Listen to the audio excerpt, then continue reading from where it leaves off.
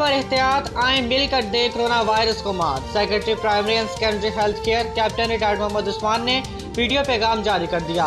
बड़ी ईद के मौके पर हमें कोरोना वायरस के साथ साथ कोंगो वायरस का भी सामना करना पड़ सकता है। अस्सलाम वालेकुम।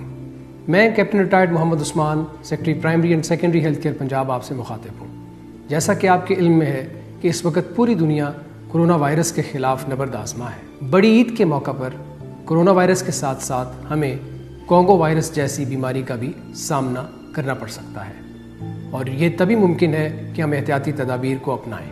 ईद कुर्बान के जानवर खरीदते वक्त इस बात का ख़ास ख्याल रखा जाए कि जानवरों पर खून चूसने वाले कीड़े मौजूद ना हों, और अगर मौजूद हों तो उनकी रोकथाम के लिए मौसर इक़दाम किए जाएं। बच्चों को हरगिज़ जानवरों के करीब ना ले जाएं। पूरे बाजुओं वाली कमीज़ और हल्के रंग के कपड़े पहने ताकि कीड़ों की मौजूदगी का अंदाज़ा लगाया जा सके।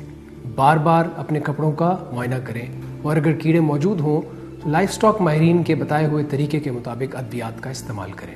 जानवरों के करीब जाने से गुरेज करें, और व्यापारी समेत किसी भी शख्स से हाथ मिलाने या गले मिलने से इज्तनाब करें। कीड़ों का खात्मा करते वक्त दस्ताने और मखसूस चिमटी का इस्तेमाल करें। करेंसी नोट्स के लेन देन और जानवरों की रस्सियां संभालने के बाद अपने हाथों को हैंड सैनिटाइजर से ज़रूर साफ करें। याद रखें कि एहतियाती तदाबीर इख्तियार करके ही हम इन मूज़ी बीमारियों से छुटकारा हासिल कर सकते हैं। अल्लाह ताला आपका हामी और नासिर हो। पाकिस्तान जिंदाबाद।